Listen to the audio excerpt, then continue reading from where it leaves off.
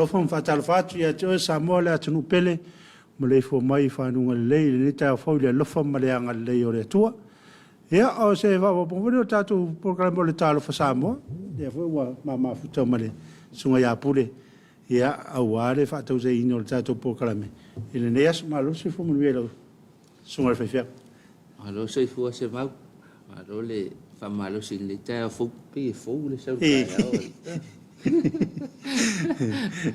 alo le tau pati ia fa Talofa ile le fo mai se tatu tunu ma tele se o ma iti ya fa malo le lo fa malanga le o le tua e wa moli mai so fo male ola au le mai ne yaso o le aso ne so malas forili te wangalo isi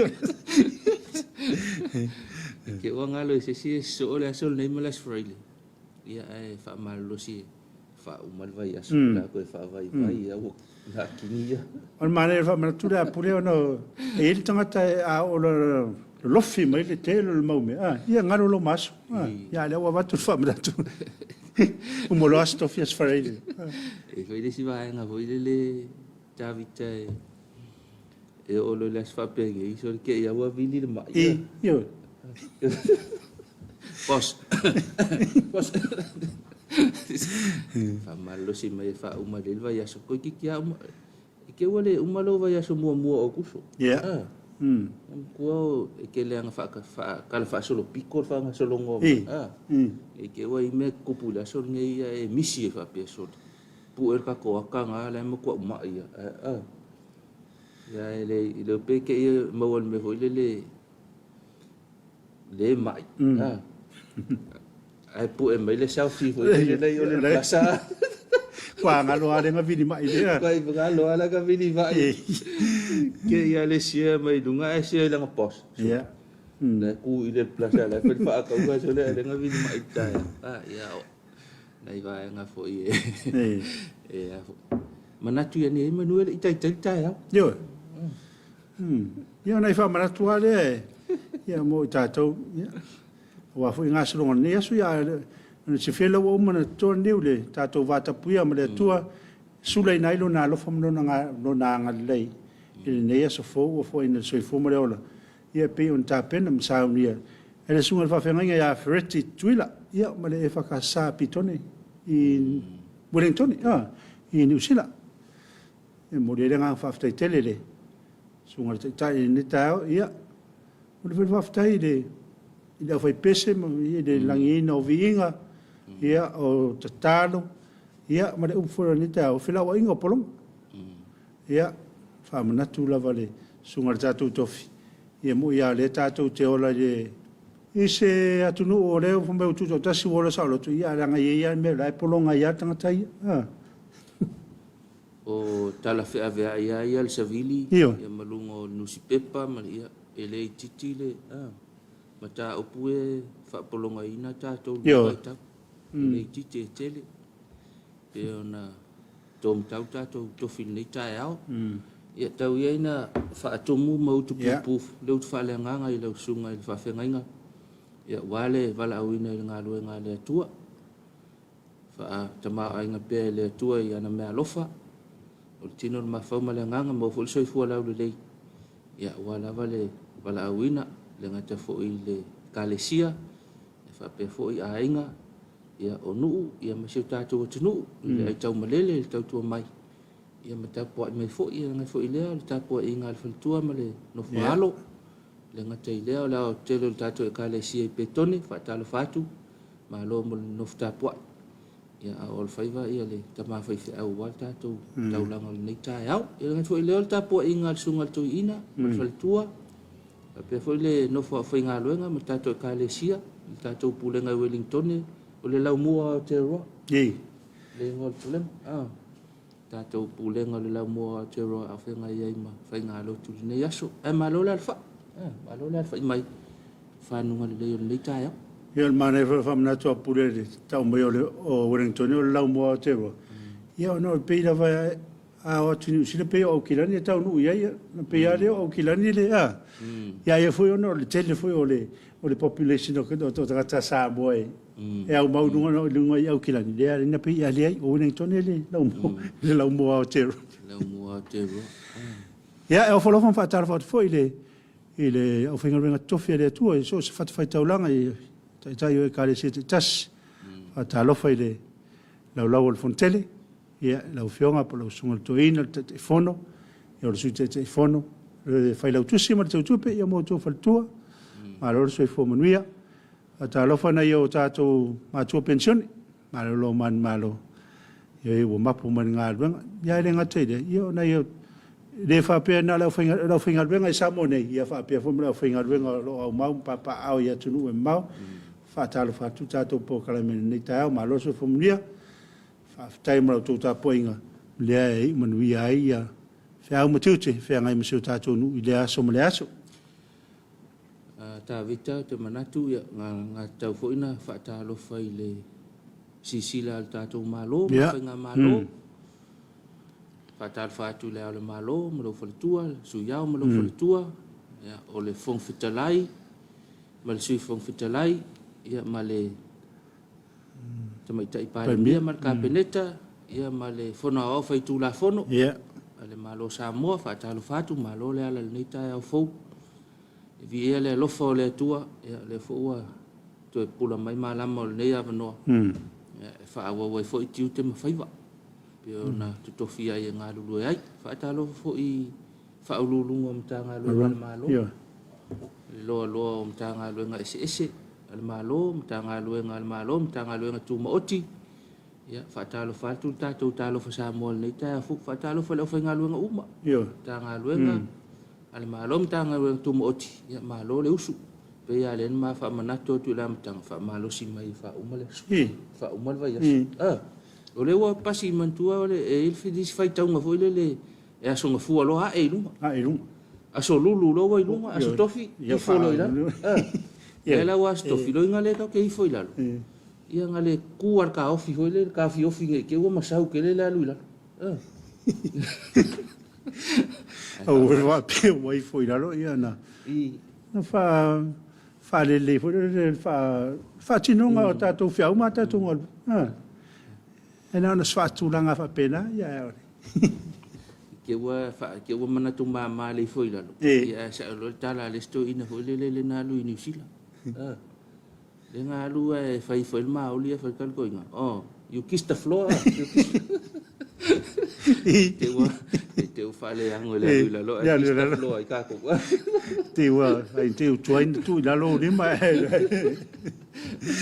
ole fa malo e tato lang au tu o tato por kala mel Talofa Samoa o tato company al Uncle Johnny ia fa pe ful lang mai al tanga lo ngo soi fo malo lo ina o alva so nei le fa malo le ta o so asusutina ole va ngana de lang ina tato so va ngale le fa ta ina ia le so asule tina tina e so ta tato va ngale male tato fa manatu ho le fai so le pe foi fai nei o le fa malustino le ola so tai le o te manatu le te fa pe tato o le meta una soifo malolo ina mo moltina ona soifo malolo ina so asusotina na a maitina o le mautino fo ia la le malo si fo ia le sua susu mo pe fo a longo vinga tauna vai fa le si o mangotina ma lo si le lo na tino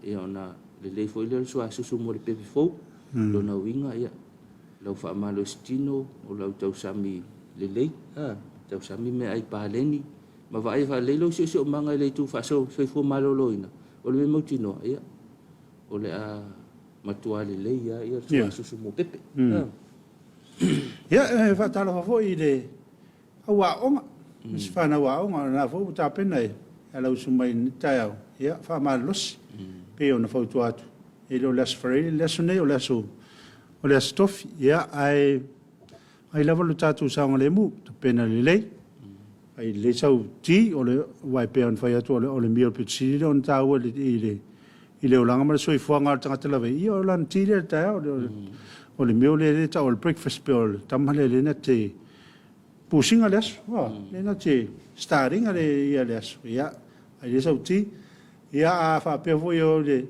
na ta pena le lunch ia na u ta to ilo ia le nei vai tau ia mon tu ranga o ia ia wa ia se fala au aina se fala vai suai ia mas fangu vai ia tu nga ia tamo ai me ai nga o me pena ia wa e umron ai ia na la tu le e a mo fa ia ia la te e lu tu do le tu tu mo ia u se le fai me ka pol fa ia nga le io ia le u ma ko ia fa mo ko le vai to la nga le due ma le ulo le di ai lo la ko ku mo ia fa Talofa ile au so e tau tua vai tatu ai nu le o ta pena le o vai nga le usu mai pia ia o tatu le o titilo i tai pe titilo yuta ia po fe tatu te amata le ne yaso te langona o nisi la wa amata nga senga i tua fale a foi le malu tia o na tatu matua le o matua ia le ngata foi le al tau singa le o vai nga le fa ngo foi se le ngata fa no foi se Komiti ia el tangata na u fa no fo sia fo fulu vale ia mantuane ne te wa ngalo ne te wa ka ko ke ia la ingu ka ko ki ai ko fu mai fa fo mal poko mo le ma tu sa me ai o le fa longo mai le pa o i pu le ma se me o ku ia ko fa ko e ke wale to ai le fa no fo sia ai sa u le ko ia e tau tona mantu le fo ma to na fa no fo sia ya mole a fa pe foi wa sa vali le vai aso lo fa no foi sia ia to ma fa wa ne le lo pe wa ma lo sia na ke ma sia e fa Talofa tuai i le auto tua ne aso ta nga lo nga foi wa pena ya fa Talofa tu ta tu Talofa Samoa fa manatu sunga ya ta vitole o lo sa nga le mu yo sa nga le mu tau longo lava na tātou por kalame tāiao, o le tau tuana lo songa le mu, manatua to file mul tāiao. Saunga le mul tāiao. Te langona e se e maalia lo sahal ni aso ato. Ai ele me fa alu fisasi tāiao. Ia, ke langonga ke fiu e fa kongkongu le aso ato. Ia, e una le tau fia ila wifo ila. Ia wai, te langona tā lo sfulua nei, lo na winga. O ka ko kilo fo ila sfalai. Sfalai. Nga la ka ko ilo akul me ka ko ngu. Na ia ngana. Ya eva Talofa foi na yo tatu tamama tina matua. Ilo fire pele faivole por fala maruro i la ya o tatu fe nga ile aso male aso mi le ngatala i tina tamama tu to no moto mala ya fa pe ya ne ai le ma fonele fa le wo ye ma de ai I mo tele slava le wo ye le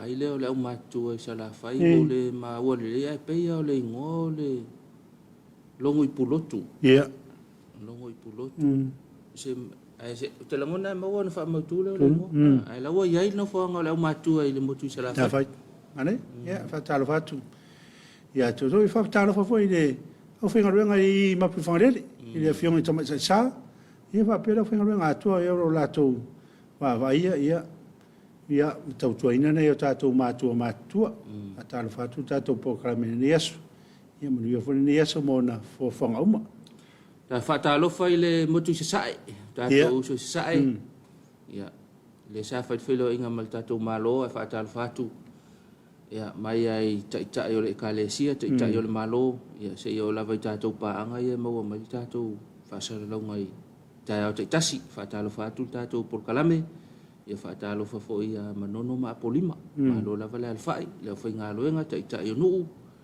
ia se yo la vai nai fa nau malo le alfai nai la ngai ke le lope ka ke le lo aku le fa se ya mai ya si va nga le ai le langu le fa pe su misa wai polu alu sava sa wai polu alu sava ai ngalo le ngalo alu atu ai sava ila la vea ko ko le ngako ya fa Talofa tu ai fa Talofa I so se pa anga la val tatu Talofa Samoa mai mo mai tunu mo mau o fe lava mau mo tatu por kalame o le aso le ale taimi ia mawhaatalofa atu a whapea nau tau a fiafi le tūlangi na te iai.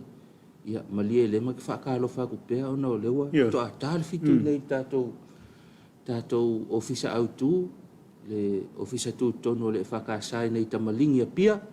Ia o le taulanga alo watunu upele o Samoa. Su elo whamalama ma e titilo mai. Ia a le taiming na wa iai ma whaatalofa atu ai. Ia ma whaatalofa atu ai le tātou porkalame o le talofa Samoa. Po feo maua mai, e tau tua nā lau songa le mu. Vai lau songa le mu, a whapele wa e tā pena te o sul ta vale. Ia whaatoa toa le lau ma whau. E le si vae ngai mana ia, e whalila tau mea ngai ngofo le kongol ka vale. Whai ka koloko? Ia. Whai lau le talo, ia umalo alu le ta vale. E le ase ese ngol me le ta vita whamkala. Ma le me fwele le ma ngai o le stika le kua ta vale. Ka te skut. Le ma ngai o le stika ai ke va ai kula le kipi ka vale me so emo ko me ka te skut ala so le kula fo pile palengi pe hoila le wingo la utala o le me na o le fail talo e mata ila lukale so nga lunga la wala kele alu le ako le pe tau le fiso ta email wa ya tau tona fa mana tol ta to por kala me se tau tona ne lo so nga le mu lunga lo sa fa ilo la wala tele tau tuana lau pasese tau ave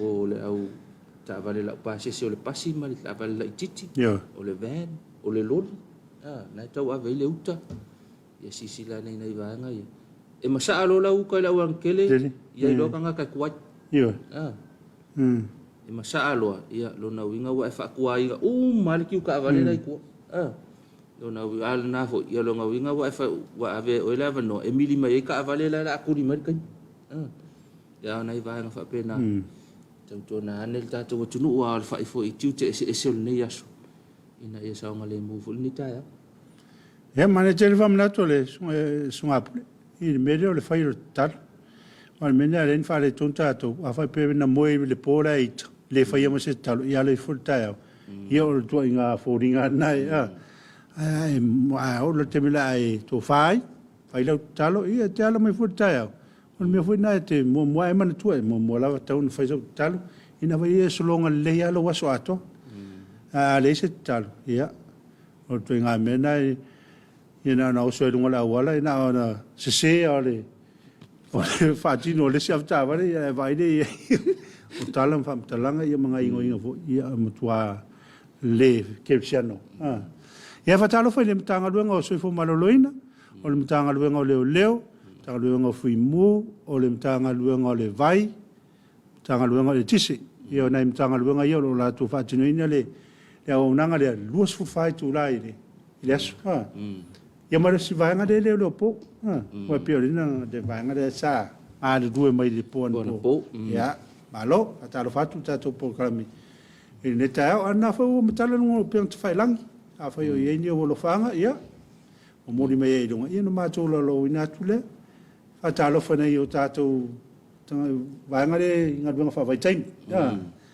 i tono a le nga teni sila ia fa pe foi Australia ia tono nei i Australia ia ai longa o me le fo mai ai o fai pese mara longa ta pen pena ia ai fa talo fa tu tato talo fa Samoa vai tala noa ta vita le uso le po o pasi mai le ta o le uso mai e is fale o lo le no pasi mai ai luma o te saula le fati muti le ma ulu le fati muti ya o saulo o me falo ki ko falo lo o la fa malu ai ai ngising sa valita la fa malu ai le falo ko ki aso le po la ka oko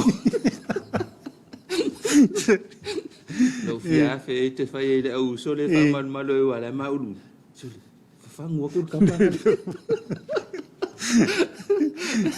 ai fa malo le fa pe fai la utala la nga ele ia se ko le mo ia te me mo fa to a sala ia sto ina le po ato e fai la nga luenga ia na ona i minute mulmulia yo ta ya o ia langa pe wa ho ile ana le ta ototo ina fa ngwe manga anga isi anga faianga ngofo ho ile ia ela se senga mai so ina sare le po ia so la I le fa mori le sai I vai le ia so la fa si le va da le so yes fa mo le temine ora ma na ia fa ingor mo na le po tamana ta auto se fa o ti ma fa ala mo a ka o so kula ia ka fa na I lo tu tanga le na ai le tanga sa fa le tu ai mai ala te va ai tu na sa va ala sa oi sa ora lo fa mana tu ta vitu ke lango nga ofisili la nga ofisili la ale titilo to ana tu mo la bolina ai fai le mbulo sa ona le fa timutimu te lango na fa so polo ale palasial timu nei tayao e fol ke mi fa ka o sa ta to la tai le nga tai fale ia se tau to na lo so nga le mbu na tau fa le tonton mo tau e se fol tau la to ia ile ke mi ma ko ila ia ai fa ka o sa vili to sa we maritim ana vai nga na le so so ani fe nga yo ta to mo fulu ni vai tau ia fa pe fole ta pena ina o lo te fa fale ia na le fa tau tau sa vili ia te wa afia nei tau nei apa nei vai nga fa pena o lo mo to mo lo lao ia nei te wa fa le tonu le tu langa o lo ia tau ni vai tau e wa mo na pilo na we ina ia lo fa nga na we tunga ta tu penga te failang ia tu I foi longa ia I tu lo atu ia lo fa nga nei ta tu panga e tu ainga ia o foi mai masan ia lo mo mai ia o le so ia stakana e fa ku mo mai ma lo se fo manuia uso manuia o lua fai va tau tu atunu mo so lo fina ngalo o wa fa fonga le atunu aftai uso manuia fa neas o tangata nara o pele na tete matayo pele na tete matayo pa anga to tino tato por kalame ta manuia se mau malo so atau malo lo spo malo faftai ya malo foi lo spo mai moli mai fa malo ya moli fa malo ya mai fa manuia ya sawe ya di ma lo faanga o lo se fatmu mula po andai o kalangolango so fo manuia lo sunga mafuta tu I Masten New Zealand muda tu lo fanga yo matua I ya langolango ma Susana I fa la niu fa pertina ya so nei mai I mtiatele ya le pata lo fa tu di programa manuia laso ka ples fa tele si umoleli malo lua sunga mol por kalame nei ta ya fo vi le li me uma lo faanga mo si o ainga sa po e fa le lili ya from New Zealand Plenum lo fa fo I mo lo sunga nei ta ya fo vi le li ya lo faanga e mamoli mo nei ai sa po alo aftai alo sio la nyo malo tu ki so manuel lo sunga fa fa ngai ma nei lo Talofa Samoa le usaun fo I le aonga a mata fo I ngalwengo laso manuel lo aso ya manuel fo laso le nia tu itele fa Talofa tu lua va se lua lo sunga manuia lava fuafuanga le nei aso alo faanga atu I amanave Amerika Samoa tele mafuta mal tatou po kalame lo fat fo tatou Talofa Samoa ya le foto ma mai pena tete mo le ato lo faanga le tama le ainga ya avia ma fa na o senar ya sei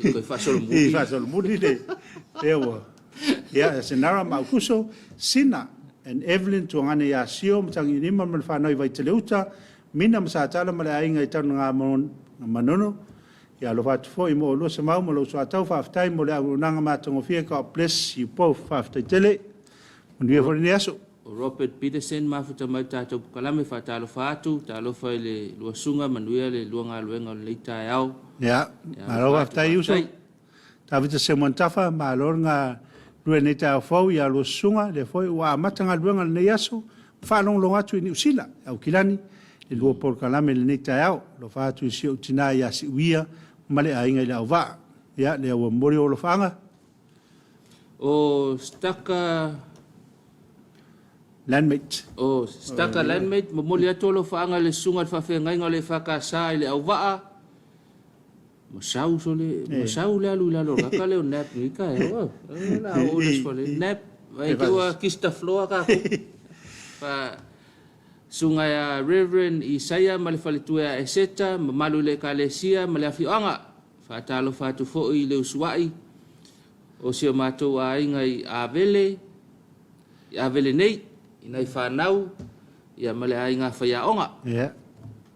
Maro aftai, tangirima sisa, lala I tangamoa, maro se foi lo sunga manamatatu Sydney, Australia, manuia luaso, ia manuia whaneaso tangirima.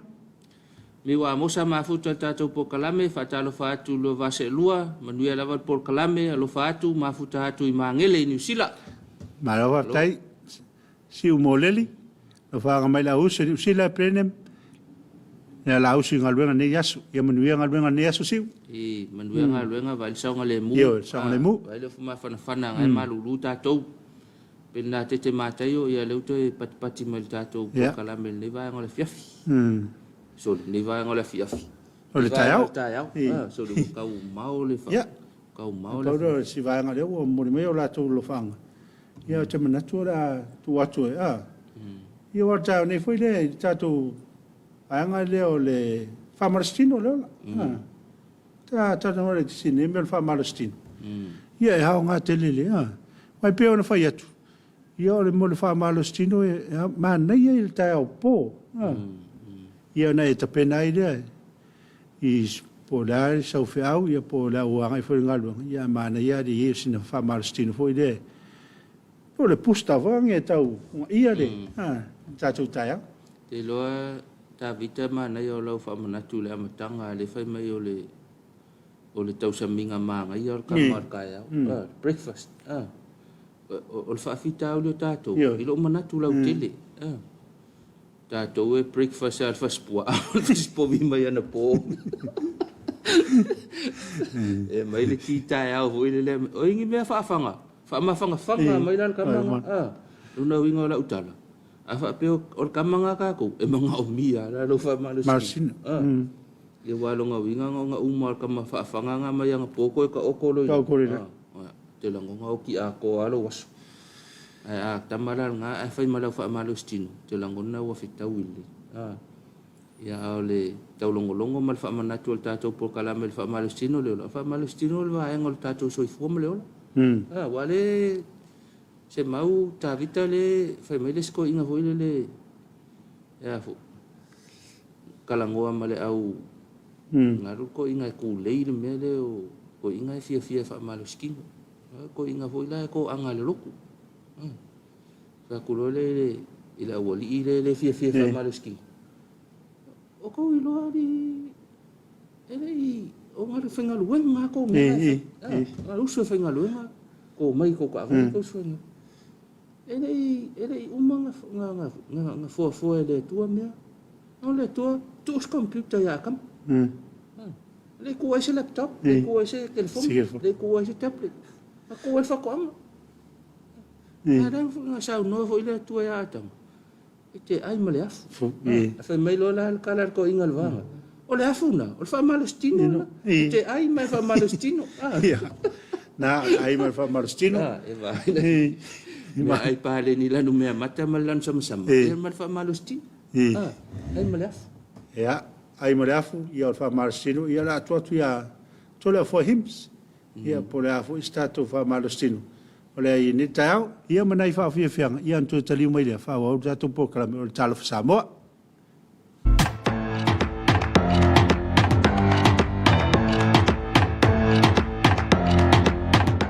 Ai sau le u rol polo fa pe ia macaron fa yo vai as ela lucio vai as lo tot fa lima on fit vad Iva, sfur o ira kau fa umira kik kai.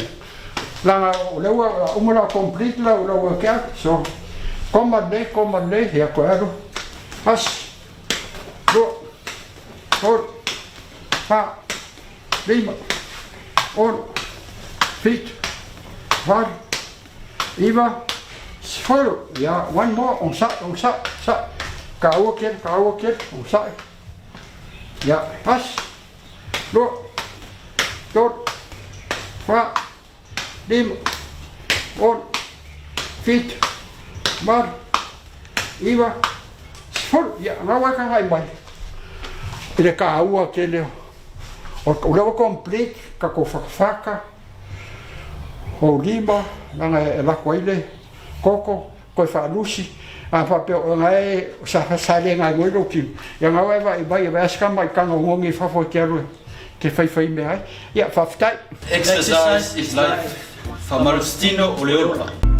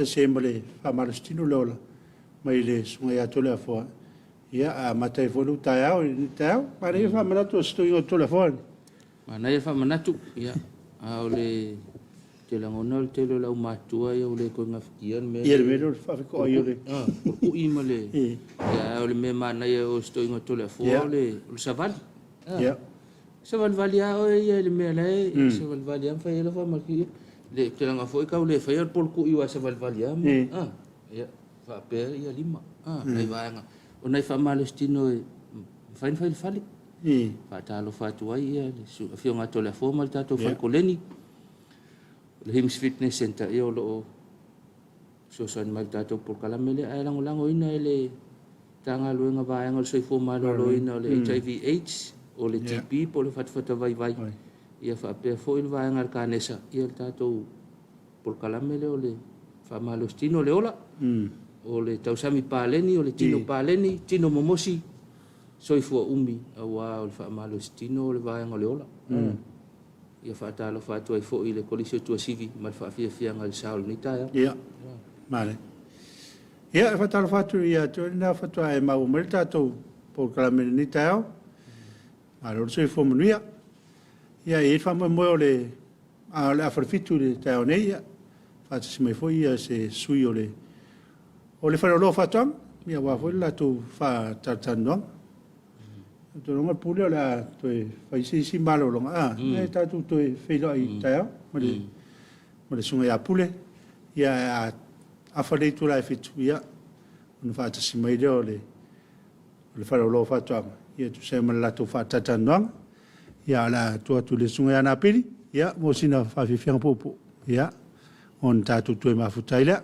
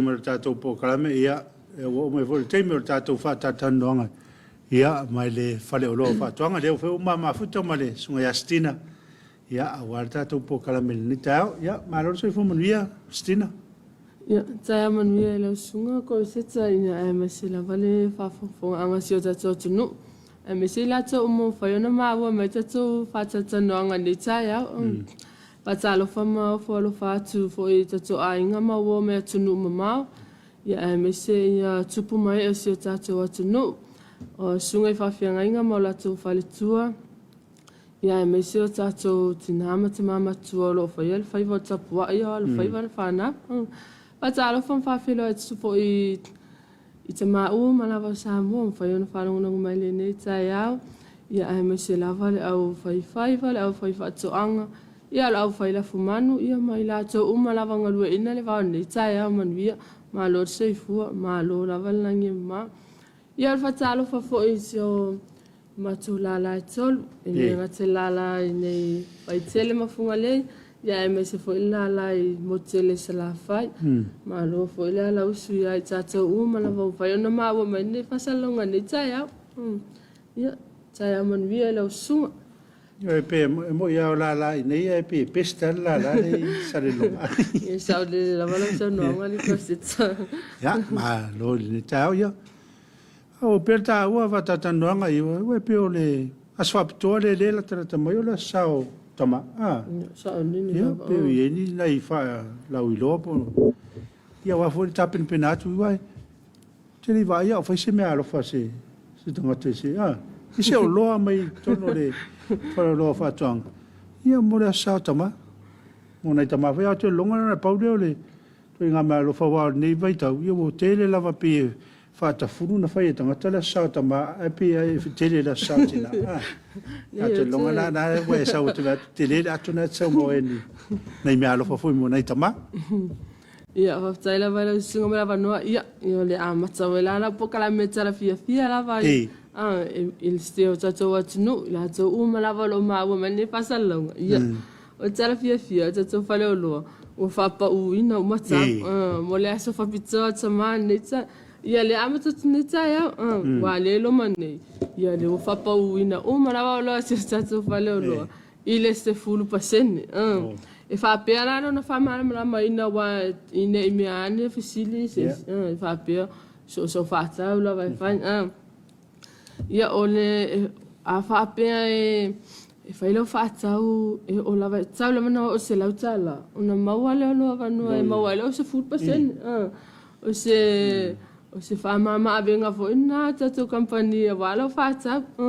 e a whapea fo ila te sua tu e whailo whatau ai whapea whate i ta inga whapea lua o waila au le e maua atu le valu se food tala ia ele mawala sa food percent ele mawala sa food percent toi ona sa yani e tau te langa te isi ala atu pele o ya ni si manut ona fa atu lo se la tala ia na mawala ia lo food percent toi se fe me walo wa po ala va ia uti mo fai po so fatau ia tau lava na wa le fai va le asole o tau mafa food percent la va le ya lo ia pe o se o fai la valo fatau e o se la tala ia na mole o lo se furu pasene na lo me alofa ia la vai fo le si o lo a wala vale fanga solo ina fo io o fo fanga i le naso o le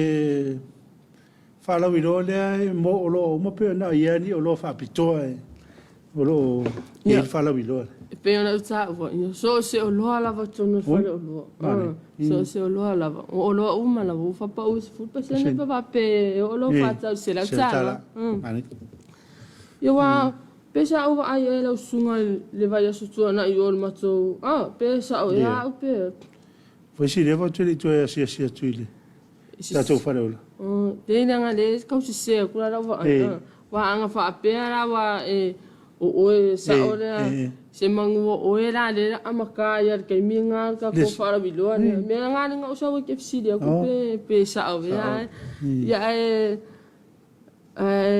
sa fai me fa solo ia te wa ia o tato o lo ma sa ni lava Taminei, ia o loa lava mo tama.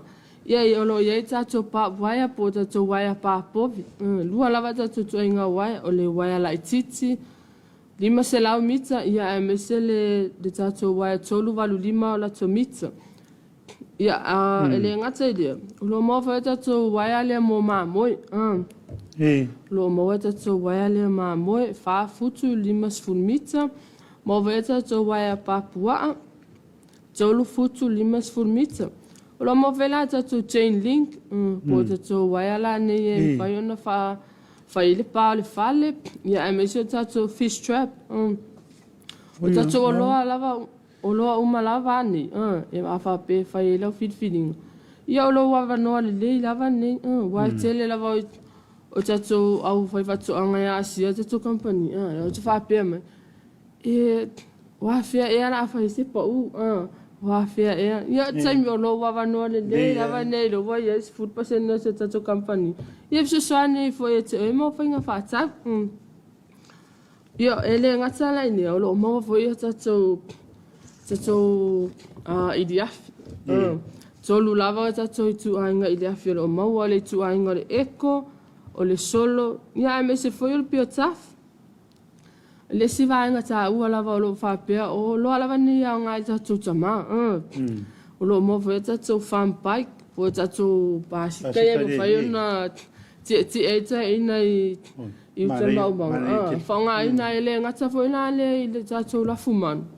Ia e au ngā fwe ia i lātou o lo whai lātou whātou anga.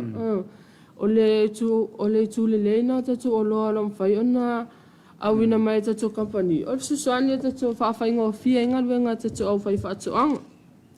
Ia le ngati whailai nea lo maua tātou ili 5. Po tātou handsaw, lo maua tātou pou, po steel post, o le valu futu, ia ma le ono futu, o tātou pou ia whaungaina mo tātou pa.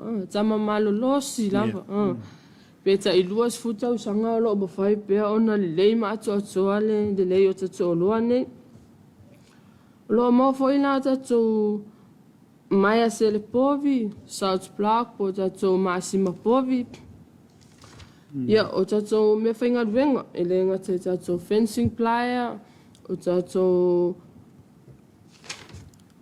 tātou fencing plier, wire strainer.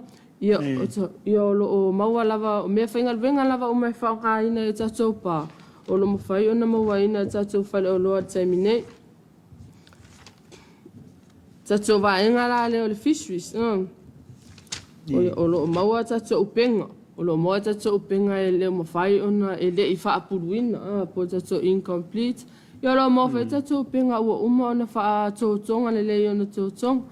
O lo maua tātou tili. O tātou o waenga uma o tātou ofe.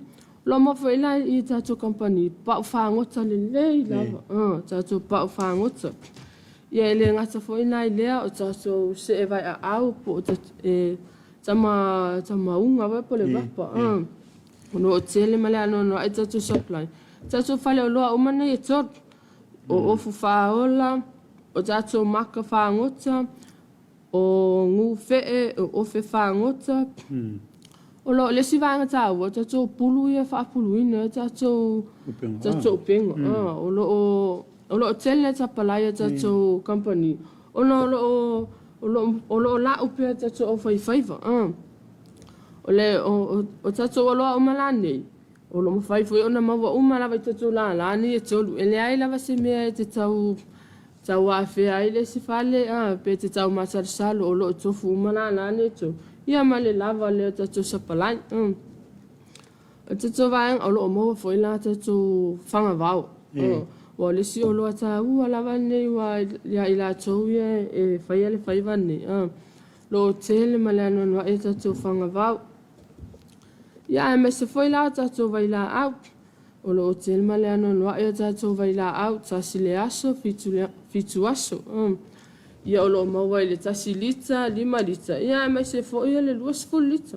E whaia i lava lau filifilinga o le tama wa le taimine. Pe e mafuli lava fo e tamale ngalue ina tātou whanua. Ia o le whamama awenga fo ila nei, tātou o loa ia. Ua mawhai ona awina me tātou company. soani ia i tātou nei o longa lua ina le vau. O le siva enga tā ua le o loo iei. O tātou naifi, po tātou anga ese. Mana tua fot. I le taimi lava le tu ātau mata. E mana o mia lava ta mana o me mua lava na e tawona iai. O le naifi. O le ini naifi. Ia marau oso. I vela fa pe tau amata. Ia o vaenga o me whainga luenga lava na e tō le tau ona amata. Sei pei fo ila o le aonga se whai whaataita inga. Ai te rei alua tu le aonga. E tau lava na e sau api e sau peni. Ia ma sau titina. Ai o mai lola i le whai whaatoanga. E tau na e sau naifi. E tau na e sau ili naifi. Ia tau pena e sau oso. E tau amata. Mai le lava se sina le amata o solo i le si vaenga. Ma mafa. Ia tau lava na amata mata atu i tamalaiti. Ia olo o tele la tatu sa polai. Ula tala tue e sau noa ia stina. Tue mana tua le o sau no stina pawaia me te mana o mia o sau. Naifi ma. Ia sau nafi na ma fatisi tue mana sunga ia e kanele. Ele por camera ahora ini mali ya. O le sunga la e whawhenga ia e sa Roma. I matau tuma sa te le mo manga o le sunga le whawhenga. O manga mana na tina o le mamoi. Ia, tau no fo le sunga le whenga inga i me le o le mai na paua me te mana o mea pe e atu e twai sau whatuanga. Ia, nā lau nei fia. Ia malau loto. Ia wai resi au ngā iese le nei fia vena. Ia e lo iese loto e. E whaatino i. E whaatino i. Nei ringa luenga. Me le tā ua fo i le whamanatu fo i o sunga le. E whawhenga inga i le fo tu e whamanatu mai stina ne tai au. Paua ia mea te mana o mea. Nā lau nei fia, ia, ma le oso e. A tu rola ia ma le loto e. Whai e le atina, ia, motua le lei atoto. So na atuanga na. Ia. Ia lea na ufa opopo mai wa lea ufa atau amata. Misi e tatu i maranga me whawhapia. Tuwaina tatana ia pora sa se i o e toi whaatoa le whaatoanga ma le vau. Ia. A whapea la terminate wa lewa amata. Lewa tatana tatu whimaranga inga. Mo le atu whawhitai tatu malo, ia me se wa company vale le. Lewa mwhai ona tala ina tatu poras. Ia wa tatu a inga mai whafo. Ia me se ina tu wa lewa no fiatu vai me sa moa. Wa linga lue ina fo ia tatu lau whanua. Ia e peila sa u amatanga na. O lau naifi lava, o lau ini naifi, ma lau oso. Tau amatai. Ia le ala fa popo me mai sunga fa fenga. Tu o lo ala mal loto. A ia wa atoa pe. Wa atoa lo ala tino va tau si. Pe o la e. Ia pe o sa u fa manatu na. Ia wa le tatu pe fa no ta wa tatu company. O lo ia u malava sa pala yo tatu o lo. O lo fa to anga spole ala va se o lo e te fia malama pe te fia maua. O le whaonga ina, tu langa uma whapea ia. E te susa o lawa e tatu whare o loa, pea whapea e te ia ana whapso tai whea tatu numero. Ia mo so fia malama atiri fo ia. A te mine, lo tele whea tatu sa palai o tatu naifi tu stolu, tatu wooden, ia e me se o tatu plastic nai. Wa tatu vaenga na lo maua tatu company, ia e me se fo ila. Tato ili naifi. Lo tele vai sa palai ili la poa, ili la ititi. O lo maua o mai i tato fale o loa. Lo mo pe tato moa vau. O lo iai fo ia tato moa vau. Ia o le wha mama venga lava se o tato atunu. Ai awana inga le te o se fulu pasene le o ta ua. Se fulu pasene. E wha mama a venga pe whai mea lo whatuelo company lau sunga pe a e sua tu e whai lo whatap. Wai o taimi lava ne, o lo wawa noa le lei lava ne whai lo whatap o tato pa une. A wai re umi. O na o tu fwoi le taimi e toi o le tau tuai. Ia, na e toi si sua tu fwoi la, ia toi valu atu le si pitoro uru. Ma e titino atu. Ia ne wa umana o whai atu o lo, wa whai pa uru taimi ne. A wala e tino fua, ia o taimi lava ne te oi. O lo whanga solo kulo e e whai o tatou whātau. O lo wa mata le pau te mini. O i la se mi fatuna ia whangatene. Yo tatou promotion la le e a mata la le songafua. Songafua. Al watu la yo le satama. Ia umalo fo ila le satama. Fitua so le la. Ma e atu fo ila so yo ovela ia tatou tuan. Ia ase tatou of my fo ila tatou olua. Si vaenga tāua lava i tatou vaenga lea whainga whaivolo mo tatou campus. Po tatou campus le ma whai ona whatino ona whaunga ina tatou whaafangota. Po whia lava le i tūrangi e ma whai ona alua le tatou wa. E ma whai lava ona i loa tatou campus le o lo maua tatou company. Lo ma whai tatou kau whaangoka. O tatou sele loi po tatou e whaunga ina i o tatou whaiva. Ia e amata mai lava le 5 pauna se ia pa ele lua se lau mo na tupu ia paunga. Lo mau foi tatou float po pole. Pole na iti ma pole la po e wa ia tatou va afangota. Mo le fai ilo. Mo foi tatou keipo pe faunga ina le tatou ile tatou fainga faiva. Ia o tatou loa umani, e maa sani e lava au whaiva. Tatou o loa umalane, au whaiva. Ia asia tatou whale o loa o loa maua mai, tatou vaenga ese nei. O ngu fee ia i sosto ai nga size, sosto ai nga lanu, o loa whaumasolo i tatou la umai tot.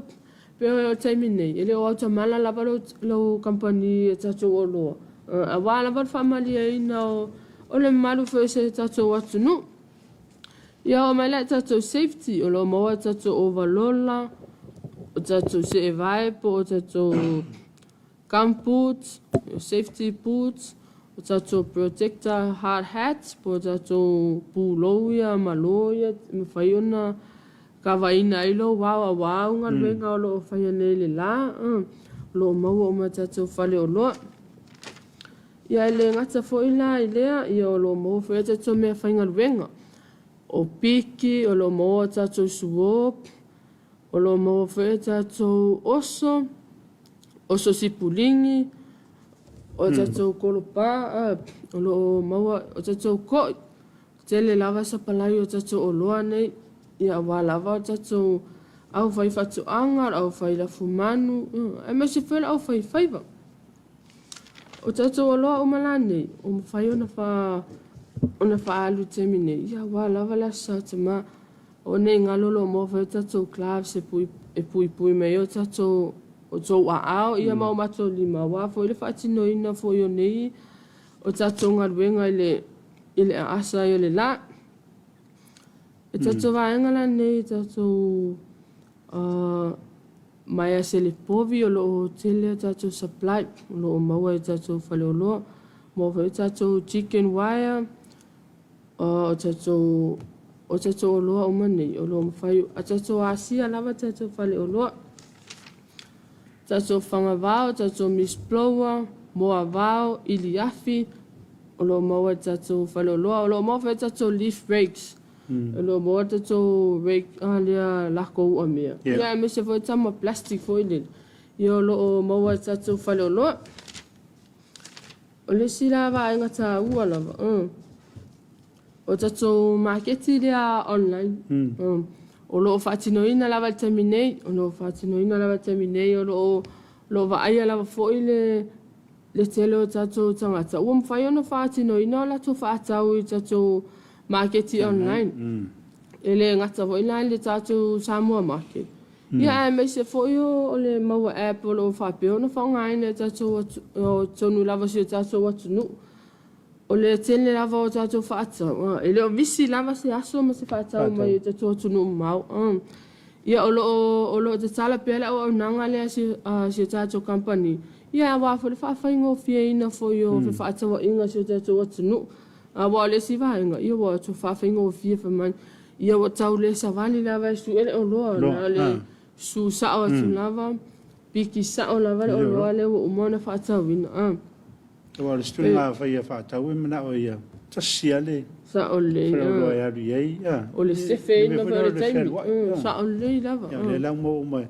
ia mani vai tau roa mata tala ia tatou halava ia fai ana fai mai lau whaatau ia misana tatou paangare mai ia tunu mau ia fai ana whaatau fuafua lea su sawa ina sawa lea oe piki sa o mai a piki roa o loa ia ala wo uma ona e whaatau wina mai ia na lo su sa mai lalo mai lava tatou company nei vai tele ia wana tatou la vai tele fai na piki na e tatou ia au sa vai tatou la sa le longa ele ai lava la si me te pole su sa mai lava tatou la ia piki na lo ia ma mata lo na wati na ele te mafau ina e fan ma o le si vaenga ta ua yo tatou whamanato tu lava tatou pe mitar vai la au le tasi le aso ia o tau longo lava ale au na ia e whamanato ma ia tatou atunu tatou pe mitar le tasi le aso awa tatou vai la au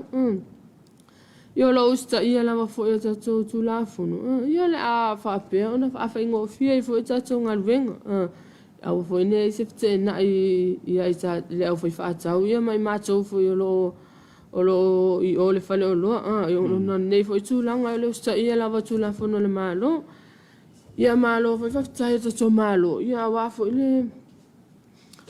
le awa foi lang foi ia ita to company wa telefone matanga wenga to malo ia isa palai mai lava ia to company ia to oka Famalo fafta ia fa malo at fo I tatou ainga mo fai ona ainga ma wo mo fai ona sia se tatou tunu ne time apa pe fo ila le na e tama fau sa wati na e mo ne Samoa e te le toi te li wat o lo wa no le la va time ne e te asia le fa o lo fa to awa fo ila le tatou ai me se tatou pa ule o fai le se furu pa sene ne fa manatu watu e se ilonga lava e oro whatau se rautana. Ia ona tua atu leo se 4% i o au. Ia wa al taivi nei. Ia e whawhaingo fia wa o ise tatu paanga. Ia o tu whapea mai. Ia whapea ea ia ise tatu pa u. Whapea. Ia o leo o saumai tala fia. Ia le la amatana vai asa fo. Whai ea o fuanga. Wa tatu tama. O le taimile le lava na whaonga i le tatua sumalolo. Wai tau lava la sumalolo. Ia le asonga lue na a tatou.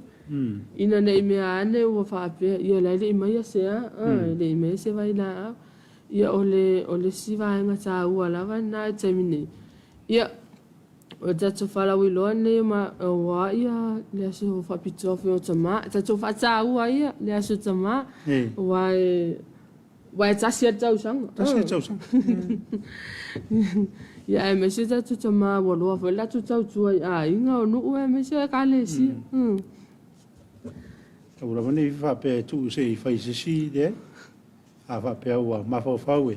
E fai e tau lon fa tino wai. E on sa no stina e fa tasi le tau sang. Ia le ne so le fa tu na io tatu tama. Ia tamna to na wa. Te lavana farawilo ia e mantuai fole le farawilo le wa sauno estina ia fatua amate la songa fu te ve o watu se sinei ai fatua amate le ile songa fu il farawilo le o le mem petila le le o mana ia a faio na o te mafa fa we fa jinu ni so watina ia fai mo fia ni vai tau tu ia ile na el voto au mai le me finga lo fitau le mani mele ia vai taula o mato ia su ela vai tanga tena ia ti to fa fingo fi fingo ola na ia tina ia si vang dai we si me o to ia sa no ele su ia stina ia ona au mai le o tatu por kalam ia fa taila mo le vanua ia au ai te tia ia su pa senene no sa ma o de sonne o so lava se fai fatuanga se fai faiva se fai da fuman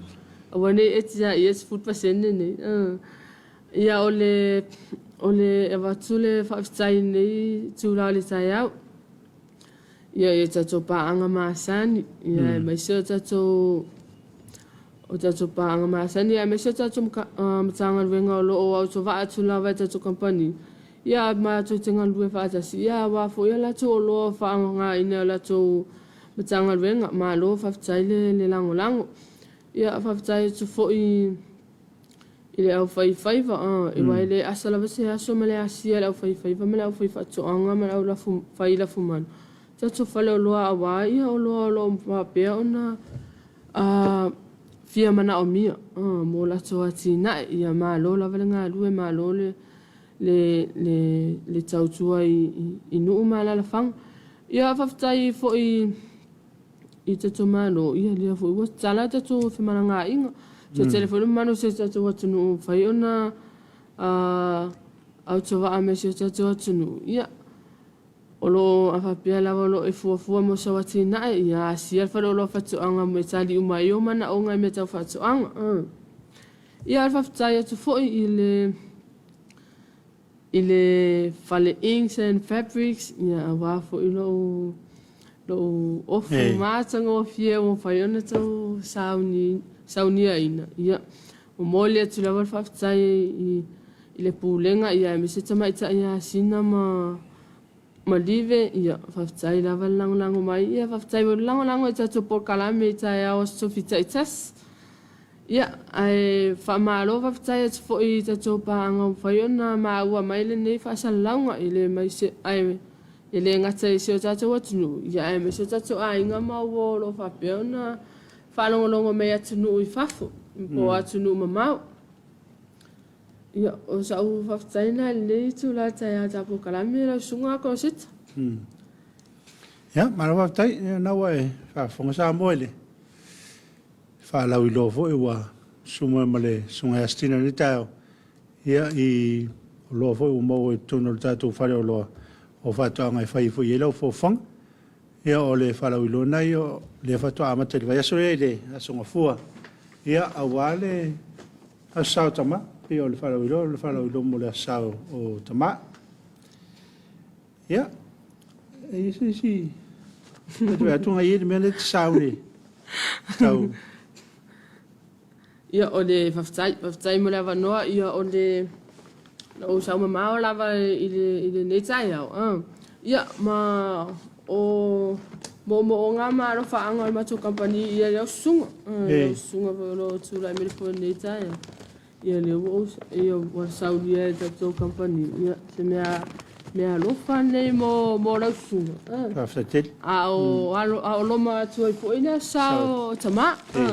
Ia la le o tu ina atu ai la le mea lofa le. Ia, whaftai. Ia awala lo la e mo le asa tama. Ia o le ena saunia vo ila le Indian fabrics. Ia o le tarsanga vai la. Ila sunga. Ia. E pe mawhai ona o atu le vai asfo e tapo kaname. Ia mawhai ona la e ina lo la e ila wafo le vai asfo. Ia le esu so atu fo ima le asato ma. Ia pe yo sa u te wha opopo tuna le tai. Ia, alo aftai. Le vai astina ia mo le tau au ina o le mea rofa. Aftai fo i le Indian fabric kia. Ia sa. Ia mo le whare o lo whatuanga. Ia mo le amana ia foi o lo tangata whatau wa ia ala ni mea alofa ia alofang ia le atua ia whaiva matiuti o lo whenga ia whamanuia ia le atua ia o nārau a whonganga Samoa ni taiau e tātou Port Kalame o ma le whare o loa o whatuanga ia mana tuaifo ia te o nai te fia lava nei mea o le whai o tonga la au ia ma whatuanga foi ia le tātou whalau i loa nai lava yasu ia matu mai la songfua. Ia, whaatau mo le asale, sino ia mātou o tama, whaatai rea mana ia leo o mātou fo i tupa i le nei whaalau i loa. Ia, ai o le iaso, ia mo na fōwhanga o Samoa, ia tātou toi whailoi fo i male, sunga astina i lava iaso, i le temi whapenei. Ia, le iaso mo na fōwhanga mo ia manutelina, ia manuia, ia whaiwa matiute, whenga ia masi o tātou atunu. Ia mao le whai unga fore nao le tātou pōkalame o le Talofa Samoa. Ia mao mastina. Ia ma le au whenga luenga le TV lua. Ia ma le tātou ofisau tū i tamaringi nei. Ia manu ia tele nei aso. Tō whasoi fua.